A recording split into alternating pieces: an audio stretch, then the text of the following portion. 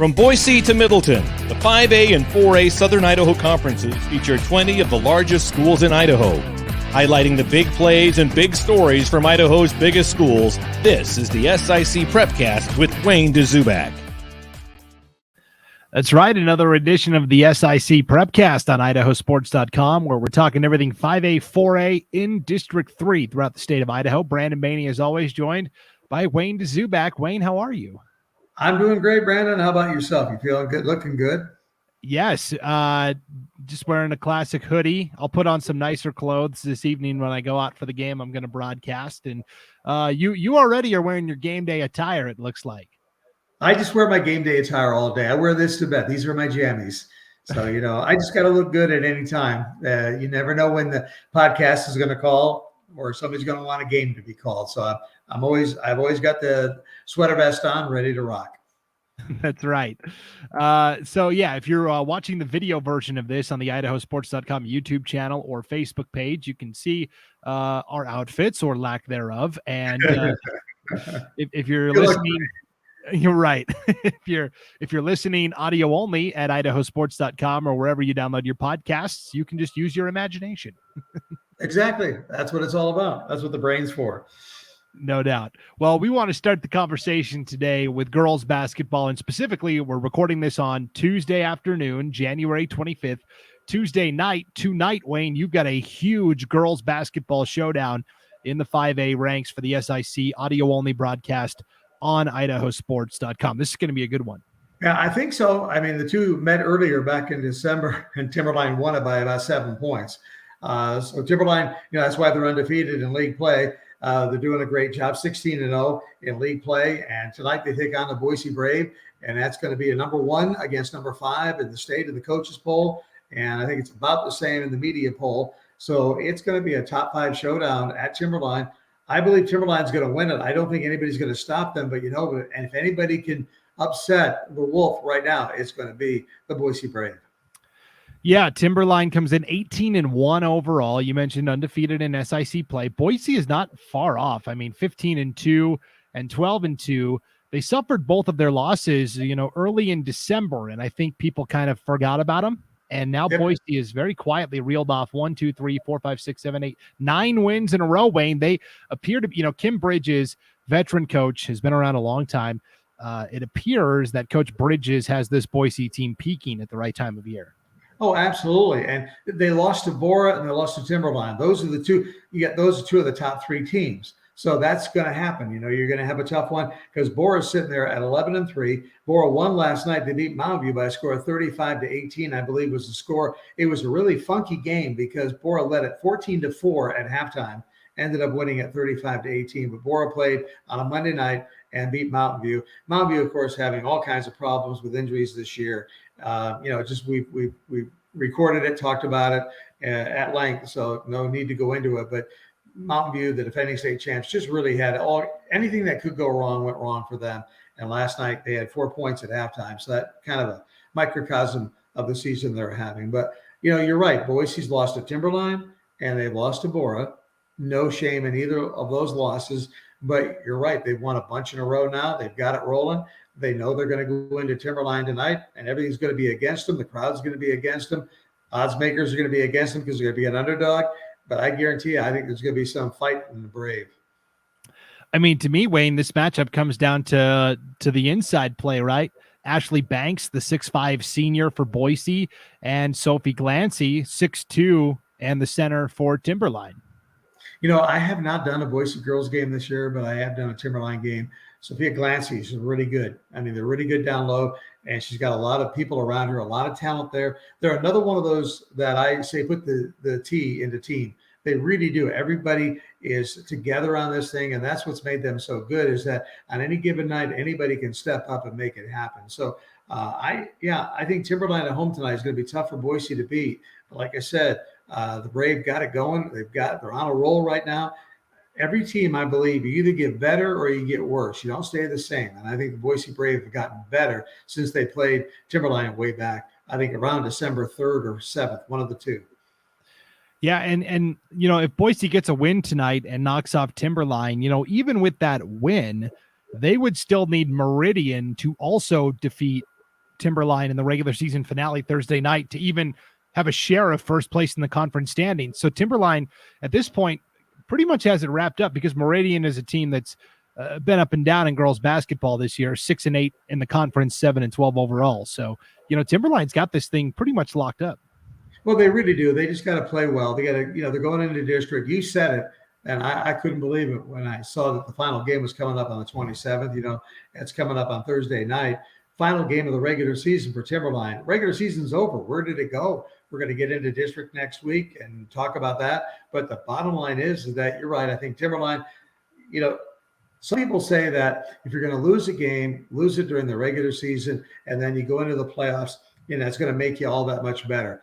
But I don't think Timberline is of that mental, mind. I think they're going to say, you know what? We are undefeated in league play right now, and we're going to stay that way. We want to stay that way all the way through the district tournament. That's right. Every game takes on added importance, too, because the teams will be seeded at state based upon their max preps rankings. So the more you win, the more that helps you there. Absolutely. So here's my question to you then. You've seen some of the girls' teams in the league this year. We know that Timberline-Boise, and Bora are the top three. That's pretty clear, pretty decided. They're going to get a fourth team in. I don't think they're going to get a fifth. Whoever finishes fifth at districts, I don't think is going to win that play-in game against Lake City, Post Falls, or Coeur d'Alene. So to you, my question is, who's the fourth team? Who's the fourth best team from this conference that's going to get to state? It is a hodgepodge right now. Owyhee is officially in fourth at 8-6 in the league standings. Then you got Eagle, Mountain View, Rocky Mountain are all 7-7, and Meridian is at 6-8. I mean, it's kind of a mess. You stole my thunder right there. I was going to say all those teams are right there. So it's kind of like flipping a coin in an NFL overtime. Whoever wins the toss of the coin wins the game. You have to have both teams have a possession. Sorry, I got that out of my system. It's okay. Both teams should have a possession, but hey, that's just the way it is. But what you said is that all of those teams that you mentioned, Owyhee, Eagle, Mountain View, Rocky Mountain, all 7-7. Meridian's right there. So yeah. It's a toss-up. I couldn't tell you which one. I mean, I think the records speak for themselves. These teams are all even after you get those top three. They're all about the same. They're all on the same level on any given night. One of those teams can win. So whoever gets hot for district will be the 14th. And I'll tell you the team that I kind of like to get that fourth spot, I think personally, Eagle. They've started to play really well. They've got a win over Owyhee at the start of January by 10 points. They lost to Timberline last week by only 7, 39-32. And then they lost to Boise on Friday by 5, 36-31. So Eagle might be that fourth team right now. Well, and it could be defense that wins it, because you talked about Eagle with that loss. They held Timberline. What was it, 39 points in that game? Yeah, 39 points. Well, Timberline's averaging 54 points, almost 55 points a game this whole season. So when you hold somebody to almost 20 points underneath their regular season average. So I think the Eagle defense is really at a premium right now for the girls. And so I agree. I think Eagle may have the edge in that race amongst those other four teams that are sitting there all kind of bottlenecked. Yeah, but if you're listening to this before the game tonight, it is Boise against Timberline, tip-off at 7:30 tonight on IdahoSports.com. There's a good chance you're listening to this and the game's already gone final. In that case, head to IdahoSports.com, find out who won, see how that impacts the standings, and then go back and listen to the game on the archives on the Game Streams tab of the homepage.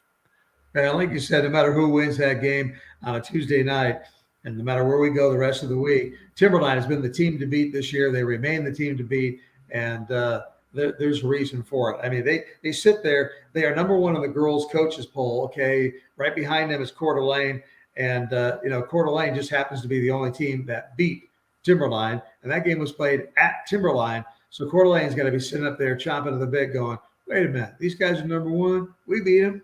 We got them." But the problem is Coeur d'Alene 16-3, so they lost a couple of other games, and that's why they're sticking at number 2 right now. You know, the crazy thing is, Wayne, is there's 3 really good teams up north: Lake City, Post Falls, Coeur d'Alene. Oh, yeah. You're talking about the Vikings, the only team that's beaten Timberline. They may not even be at state. That's not a guarantee. Yeah. I haven't followed up north what's going on all the time because I'm so busy right here in the Treasure Valley with the 5A SIC and 4A SIC. But you're right. I mean, they could duke it out, and somebody's going to come away, with an empty spot.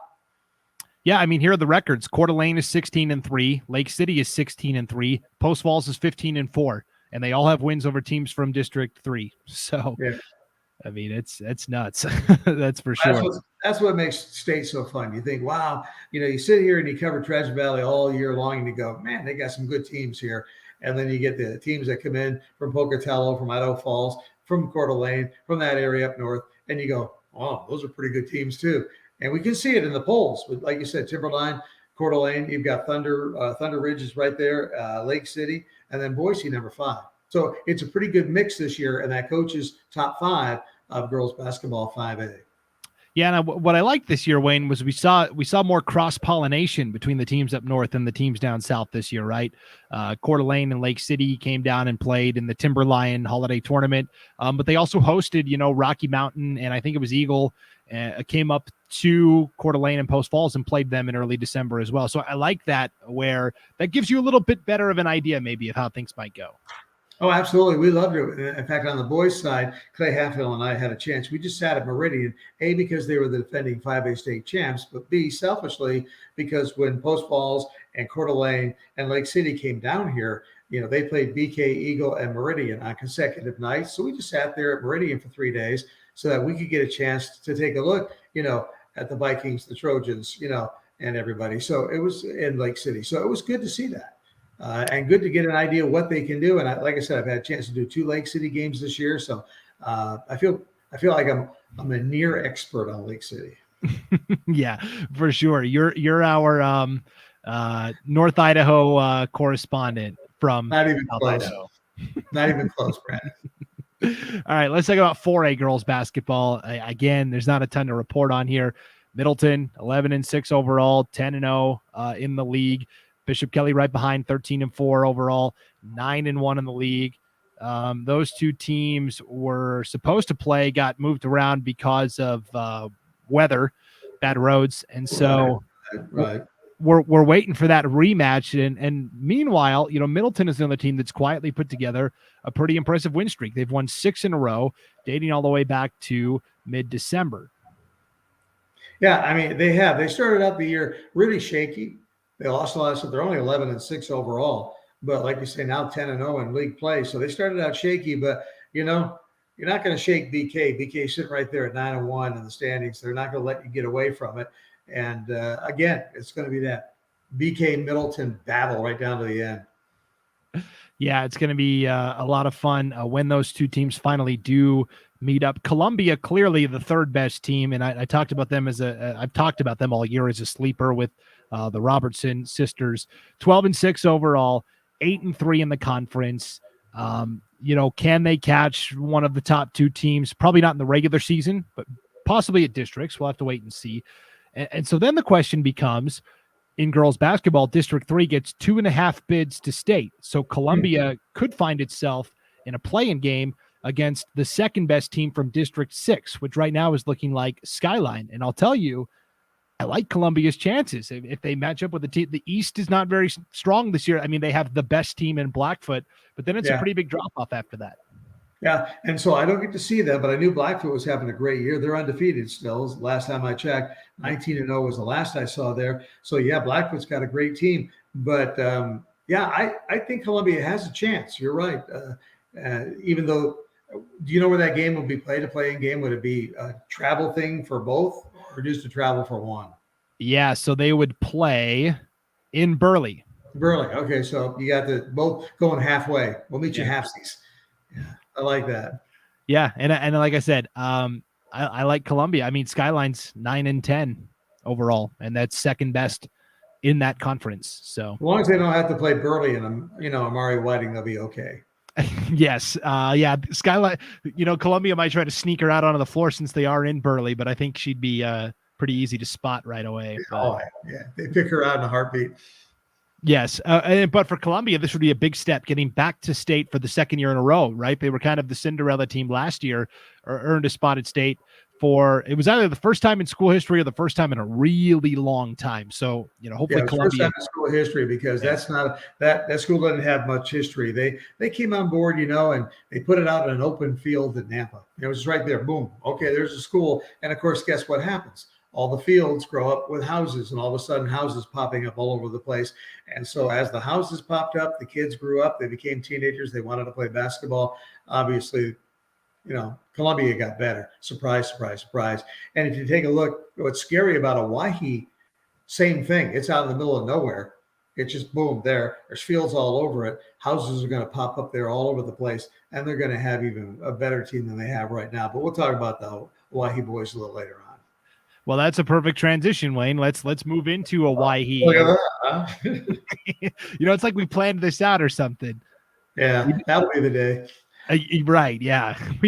Yeah. Okay. Owyhee, still getting respect ahead of Eagle in terms of the polls, media and coaches polls, but Eagle still technically is the team ahead of them in the standings because of that head-to-head win all the way back in December. Eagle 10-1 in the conference, 13-2 overall. Owyhee is 9-1 in league, 12-3 overall. Again, these are the top two teams we always talk about each week, but all of a sudden, Wayne, a third team has caught your eye recently. Yeah, it has. Meridian. I mean, they're sitting there at 8-3 right now in league play, okay? But what's happening with Jeff Sainer? And you got to remember, they were the defending 5A state champs, Brandon. They lost 8 players from that team, including Brody Roberry, who was the player of the year last year in the state of Idaho. You lose that much talent off of one team, you got to figure it out. But Jeff Sainer has had all these pieces of the puzzle, and he's grabbed from here, and he's grabbed from there, and he's taken here. He had Davis Thacker injured for a while. Now Davis Thacker is back. But he also had a couple of sophomores on the team that were just playing JV. Duncan Pierce, who is Ethan Pierce's younger brother, and he's 6'4", just a sophomore. Then a kid named Ryan Baker, he's 6'3", just a sophomore. Matter of fact, the other night on Saturday when Meridian played Bora, that Ryan Baker wore number 0. Let me see if I get this right. No, he wore number 10. Now, doesn't matter what he wore, but he went and changed his jersey right after the JV game. He didn't even shake hands. He ran into the locker room, changed jerseys, got onto the court. He was on the court. I believe he was number 10. So, yeah, he wore number 0 for the JV game, number 10 for the varsity game. So, all of a sudden, the pieces are starting to fall together, and this is looking like a pretty good team. They had 11 players score in their game against Bora the other day. That's how even Steven they're getting. The only one that didn't score was the kid I just talked about, Ryan Baker. Everybody that played scored except for him, and he didn't play a lot. But when he came in there, he looked like he'd been out there all of his life. So I think Jeff Sainer right now is kind of found the pieces of the puzzle as they get ready, just a week and a half or so away from district play. That Meridian is somebody you better not sleep on right now. Yeah, Meridian 9-6 overall, but 8-2 in the conference, which is huge. Let me ask you, because it sounds like they found a couple of gems from the JV squad that are in line for a bump when the postseason gets started, because that's the thing with the playoffs is once the playoffs start, there's no more JV schedule. You don't have to manage quarters anymore. You can just play your guys. How often in the 5A SIC do teams rely upon these, late season call-ups, if you will? I haven't seen it very often because usually what is the coaches kind of know who they've got coming in. But in this case, Duncan Pierce about 2 weeks ago went on the varsity roster. So he automatically became there. And when I got to the game Saturday, I talked to Jeff Sainer, and he said, hey, I got another – matter of fact, he grabbed my scorecard and wrote down Ryan Baker's name. He said, Ryan Baker, number 10. I said, oh, he's playing right now. He's 0. So I watched him play. So, yeah, he put him in there. So I think he's done with JV for the year. He's going to have him there. Here's the other thing that I forgot to mention. Remember the kid named Zeke Martinez, who we talked about him a lot in football, came on for his brother Malachi? He's just a freshman, Zeke is. Well, guess who's earned a starting spot for Meridian now? That wasn't happening before. So now you got a starting guard in Zeke Martinez, the freshman, who filled in for his brother so well that I wasn't sure Malachi was going to get his job back. But Malachi was that good, so he did. Plus, he beat up his little brother and was able to get back in there. No, not really. Well, and Zeke's only a freshman, so that's exactly. pretty impressive. Yeah. Exactly, but he started. So now you got 2 sophomores coming in there. You got Zeke Martinez starting a game against Bora on Saturday, a freshman, which hadn't happened before. He came off the bench, played a lot, but he still came off the bench. A lot of things are changing. It's kind of like I need this end piece, on the puzzle, and you put that in there and you go, oh, wow, now I can figure out all the other pieces. They're starting to come together, and I think Jeff's done a great job with his team. So I'm just saying, watch out, district play. They could surprise some folks. Yeah, it's going to be a lot of fun. They have a huge matchup coming up on Friday night, Wayne, at Centennial. The Patriots are right behind Meridian in the standings. Centennial 8-7 overall, 7-3 in the conference. So they're just a game behind Meridian. And whoever takes third place is going to be important, right? Because Eagle and Hawaii have the top 2 spots locked down. Yeah. Because potentially, let's say Eagle and Hawaii win out and Eagle gets the 1 seed and Hawaii gets the 2. It might be better to finish 4th instead of 3rd. That way you're avoiding Hawaii until Eagles no slouch either, but it's going to be interesting to see what happens with that top 4. Well, you talked about that game with Centennial. Meridian also has a game against Eagle, and I've got to look at my schedule here on the 8th of February. So that's a Tuesday, and they play them at Eagle. So Eagle's going to have, I think, be the favorite in that one. But still, Meridian with games against Centennial, who's high, still, right on everybody's hooves. And you got that game against Eagle, who's right there in the hunt for everything. So Meridian, if indeed what I just said about them, that they're starting to put the pieces together and coming together is true, we'll find out real soon when they play those 2 games against Centennial and Eagle. Yeah, that's going to be a lot of fun for Meridian. Potentially, they're still a defending champs too. People forget about that. Yeah, they got a lot of stuff going. They got a lot of pride. They got a lot of feelings about it. So, yeah, they feel pretty good. And I'll tell you what the biggest problem is that they've had trouble shooting the ball. But now it's starting to come around. Like I said the other day against Bora. Now, Bora was down by about 25 points in that game. And at one point late in the game, they brought it back down to 12. And I was with Clay, and I said, wow, it's only a 12-point game. How did that happen? It was really quick. So Bora did a good job of bringing it back. But that's because they were playing everybody and their brother-in-law. If you suited up for Meridian on Saturday, you played in that game.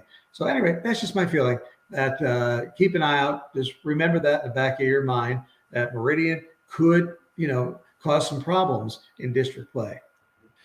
Yeah, it's going to be fascinating to watch down the stretch. 4A boys basketball in the SIC, kind of like the girls, right? It's Middleton, it's Bishop Kelly. Middleton's 11-1, 6-0. And kind of an upset this week, Wayne. Middleton, by not doing anything, actually dropped from number 1 to number 2 in the coaches poll. They're now behind Hillcrest. I mean, they didn't do anything. They haven't lost since December 4th. So maybe they've got a little extra motivation this week. Yeah, I think so. I mean, and especially when, like you said, when you haven't lost, you hadn't done anything, and somebody drops, it's kind of like, to me, it's like Coeur d'Alene. They had beaten Timberline in girls basketball. They had beaten Timberline, the only one to have beaten Timberline this year, and they're sitting at number 2. They've got to feel like, hey, we deserve more. So I'm sure, but on the other hand, most of the players I talk to don't really give a hoot about the polls. It's kind of like, okay, guys, we just got to focus on game 1. And I know I sound like a coach now. We got to go 1-0 tonight. That's all we got to do and worry about tomorrow. So we'll see what happens. But yeah, it'll be interesting to see. I think Middleton will come on strong. Yeah, and of course, Middleton and Bishop Kelly, the first time they played, 60-55, Middleton got the win. They will play a week from tonight, Wayne, next Tuesday, February 1st. That'll be a huge game. Yeah, it'll be a fun one. I mean, and I'm hoping that we have it right here on IdahoSports.com. I haven't checked the schedule, but I hope we do because it'll be a good one. And again, the way the standings are looking, Valley View kind of looks like clearly the third best team, right? 9-4 overall, 4-2 in the conference. And just like the girls' side, the third place team from District 3 will get to play the second place team from District 6 in a play-in game. And right now, it looks like it's Blackfoot, and same with the girls. I would put Valley View up against Blackfoot. Blackfoot's only 7-8. They've been that's a team I've seen in person, Blackfoot. They're very undisciplined, very inconsistent. So I would also say, whoever finishes third, possibly Valley View, has a great chance to get to state also. Yeah, I mean, Valley View's right there. I mean, they've got a good enough team, but again, this Middleton squad is just so good in every way. Michael Day is just really growing up, really big time. They've just got good players all the way around, good coaching. So Middleton, I think, is in good stead. I think the only one they have to worry about is Bishop Kelly. Bishop Kelly can come there and bite you at any time because BK, as we've talked about, always has good athletes. Yep, for sure. And Valley View has a great point guard in Jacob Martinez, who might be the best point guard in the league. I mean, he is very talented. So that'll be fun to watch those three teams duke it out. One thing I want to point out, you mentioned that 4A poll, Hillcrest being number one at 13-2, Middleton dropping. Middleton did have more first place votes. They had 9-7 first place votes in the coaches poll. So they got more first place votes, and there's only 2 points total when you add up all those votes, the points. It's 77-75. So it's really a close race. So I don't think Middleton's feelings were hurt too bad. It's just what it is. One coach votes another way one time, and that's what happens. Right.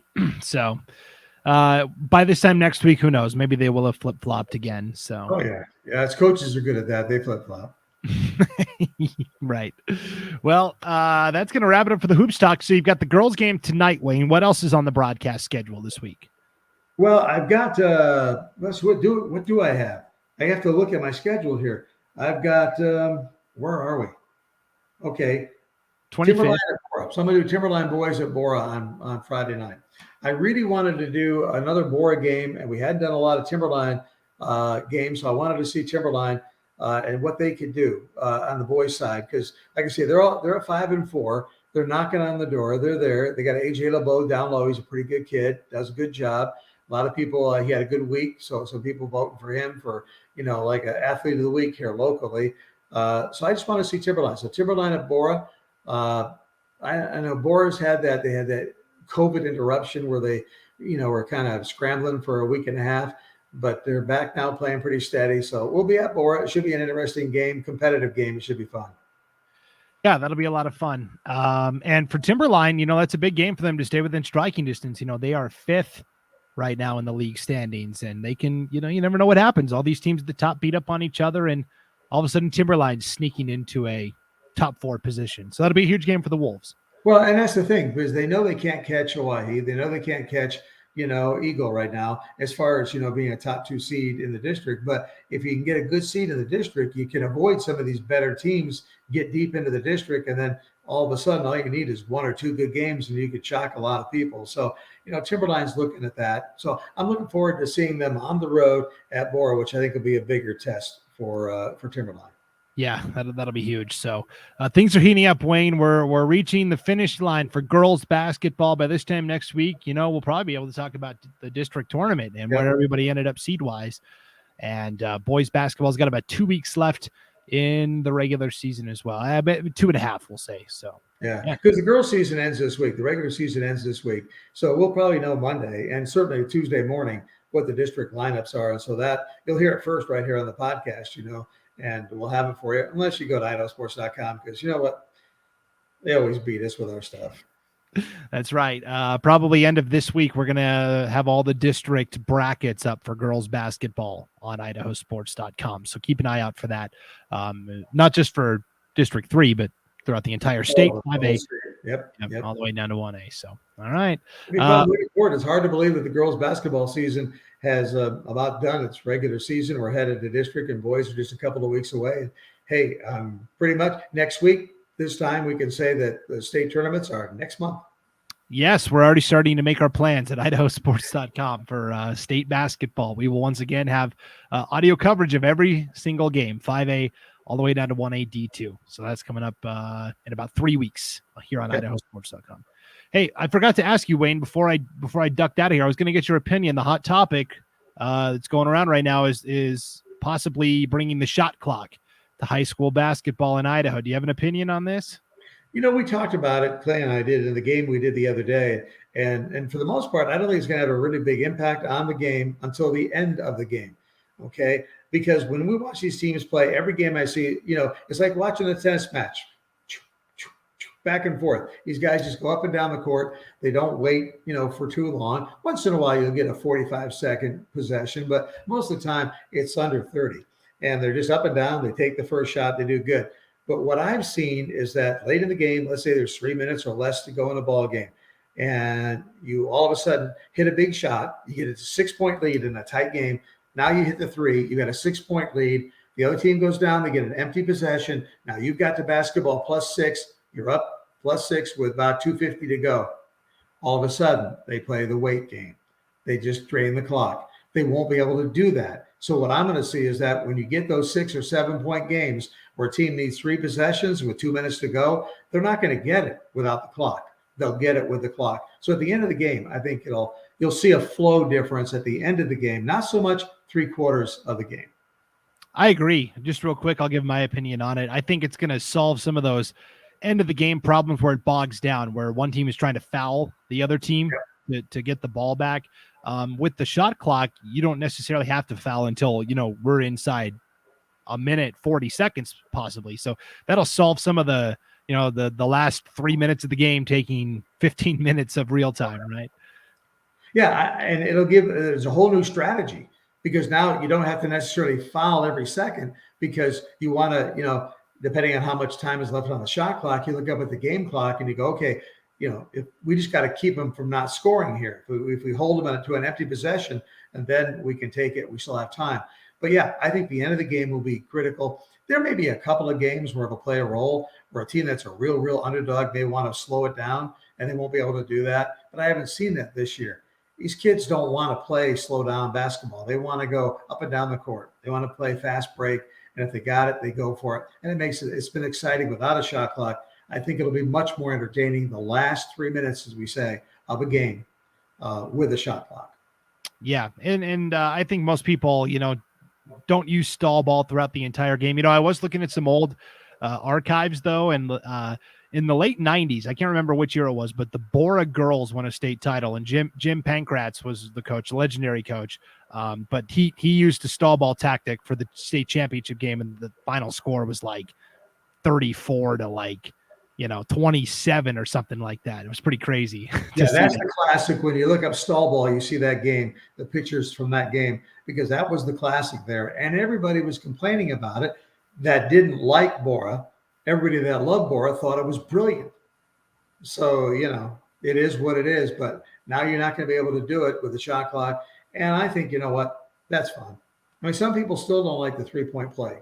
You step back, sometimes it's only a matter of 6 inches between a 2-pointer and a 3-pointer, makes a big difference in the game. But I think the 3-pointer has made a difference in the game. It allows teams that have been down to kind of throw up that prayer and start. If they get hot, they come back. I've seen many teams do that. And now the shot clock is going to keep teams right to the end of the game. So if you get down by 6, the other team's not going to be able to hold the ball for very long before you get it back. And they'll give you a chance to get back in this thing. So I'm excited about it. I think it'll be a good thing for Idaho basketball. And somebody just told me the other day that a couple of states surrounding us just adopted it. Somebody told me that Montana and Utah. Yes. Am I getting it right? Yep. And so, yeah, to be clear, this isn't anything that's happening officially. The IHSAA kicked the can down the road to the spring. They said, let's revisit it in the spring. And I think at the earliest they're talking is like 2023, I think, before it could get implemented. It would be a very slow rollout. But our neighboring states are already making plans. And so my personal opinion, Idaho's got to get on top of it or we're going to fall behind. So yeah, I agree with you 100%. I think you may see things step up a little bit and get quicker. I mean, obviously we didn't expect anything this year because you get through the season, get done. But I would be a little bit surprised if something didn't really pick up over the summer. Yeah. All right. Well, enjoy the game tonight, Wayne. That's going to be a really fun one. I'm going to be keeping an eye on that score as I'm broadcasting tonight as well. I'm going to Burley tonight, so I get to see Amari Whiting play in person for the first time. It's going to be a lot of fun. I was lucky. Last year I had the girls, and I had when I was doing state, and I got to do all of her games. So she's good. She does a good job. Of course, mom is her coach. Is mom still her coach? I didn't check this year. Yep. So you got that going for you. So I mean, when you miss a shot, mom yells at you. It's like being at home, right? Yeah, it's a basketball family for sure. Amber Whiting, the mom, is the head coach. Trent Whiting, the dad, played at BYU, former boys coach at Burley. And then Jace Whiting, Amari's older brother, he committed to Boise State. I think he's on a mission right now, and after he serves that, he'll be at Boise State. And by the way, the Broncos have won, 11 in a row, Wayne? They have. Yeah, they play Wyoming. They play Wyoming. As we speak, they play Wyoming tonight, and it's not on TV. Can you believe it? It's no streamed. way. It's streamed, but not on TV. Yeah. Wow. Well, who thought coming into the season that Wyoming at Boise State would be a huge game, but it actually is. Like networks never change anything, like they couldn't go and change and say, hey, look, we got a pretty big game. Let's change something here. No. Oh, well. Yeah. All right. Well, good luck to the Broncos tonight. Good luck to you as well, Wayne. Thanks for tuning in, everybody, to the SIC Prepcast. Enjoy the games this weekend. We'll see you back here next time on IdahoSports.com.